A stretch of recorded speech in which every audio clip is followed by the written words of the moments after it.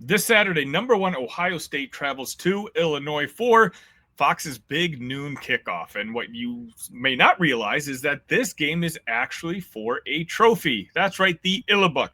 If you're unfamiliar with the Illibuck, not only does it have a really funny name, but there's actually some really entertaining history behind it. I recorded a segment earlier this week discussing the history behind the Illibuck. I thought it's something you guys might find interesting, so I wanted to include it in the standalone episode.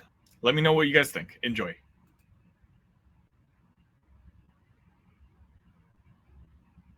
And welcome back. Sorry about getting all riled up. Let's change the mood slightly a little bit. Obviously, on this show, we spend weeks breaking down film, talking matchups, arguing analytics. Now, let's talk about something a little bit more chill, a little bit more fun. A wooden turtle.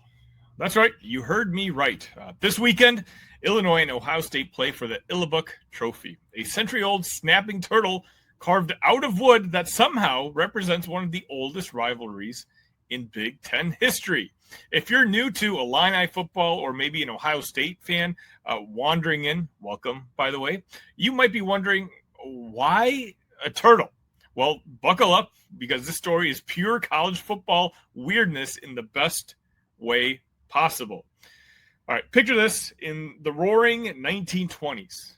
You're talking flapper dresses, Model Ts, jazz everywhere, and college kids at Illinois and Ohio State trying to figure out how to make a brand new rivalry feel official. Most schools were choosing usual macho stuff. Minnesota and Wisconsin, well, they've got the axe. Michigan State and Penn State battle for a land-grant trophy. And even Michigan and Minnesota, they went with the jug. But Illinois and Ohio State, they looked at all that and said, no, let's go get a reptile.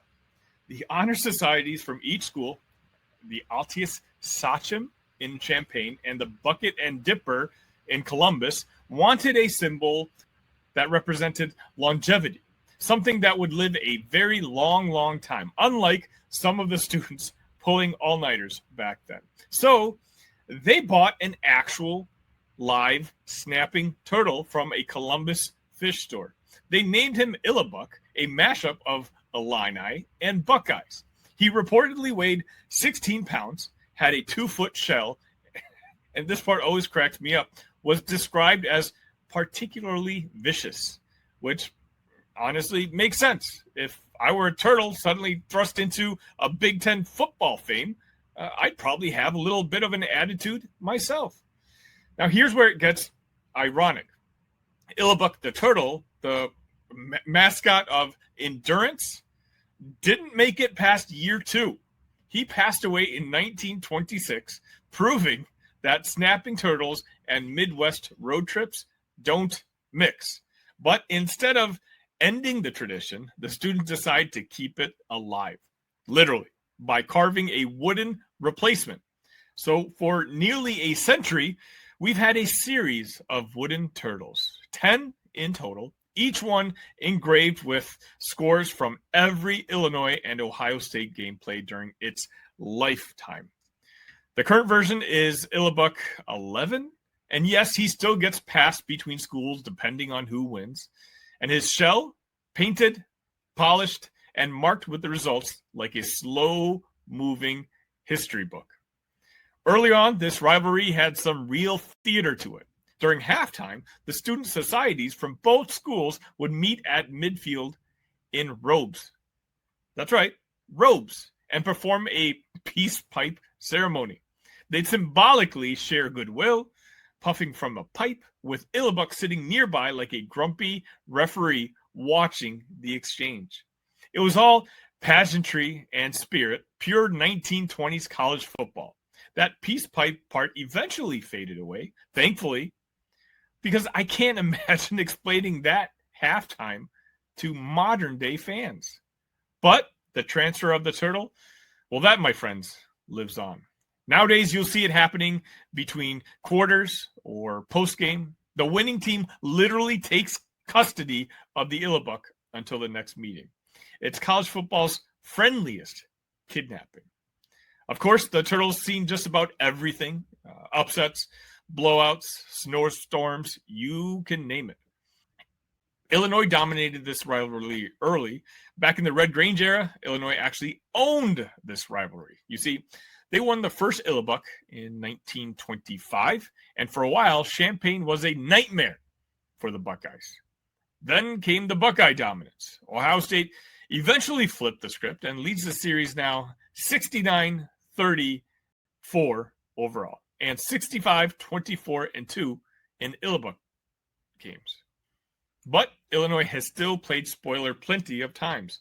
Of course, I'm referring to 2007, the big one. Top-ranked Ohio State, Juice Williams and the Illini walk into Columbus and shock the world 28-21. Illinois handed the number one team in the nation their first loss, and they stormed the field. That's the kind of Illibuck memory that still gives a lot of mature Illini fans goosebumps.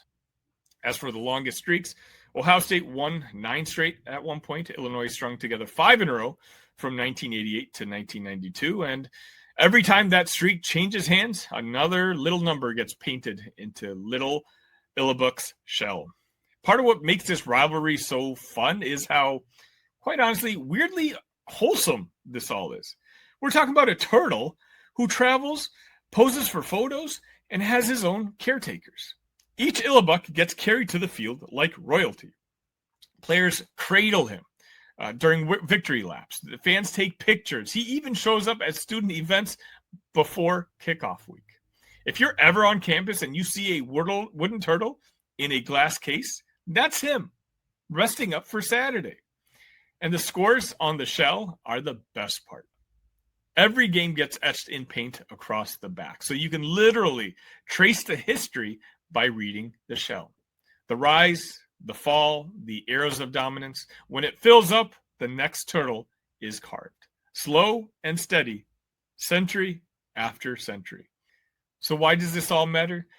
Because there's a lot of changes happening in the world of college sports. But this kind of story is, in a way, the heartbeat of college football. It's not just touchdowns and trophies. It's stories.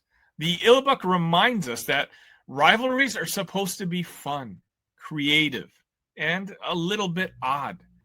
It's the only rivalry trophy that Ohio State competes for, and one of Illinois' oldest.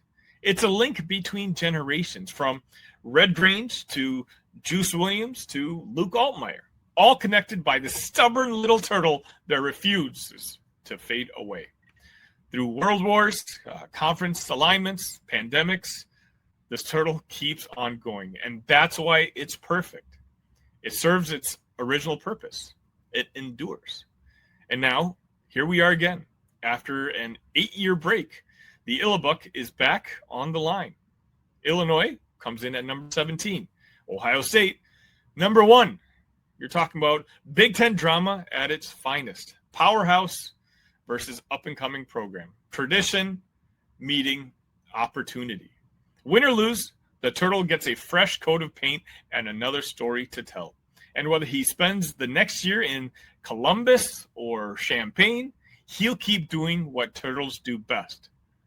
Taking it slow, living forever, and reminding both fan bases what this game's really about. So when you're watching this weekend and the camera cuts to a bunch of players holding a wooden turtle, now you know the story. It's not random. It's not silly. It's history. Wrapped in humor, carried in tradition, and passed from one generation to another. And who knows? Maybe, just maybe, it's time for the Illibuck to take a nice, slow ride back to Champaign. Thank you for watching that clip from one of our recent shows. If you liked what you saw, go ahead and watch the full episode. It should be right here on this channel. Better yet, if you are a fan of the Illini, make sure you're subscribed to Locked On Illini. I produce content for you daily. That's right, every single day, right here on Locked On Illini. Tell your friends, and I'll see you next time.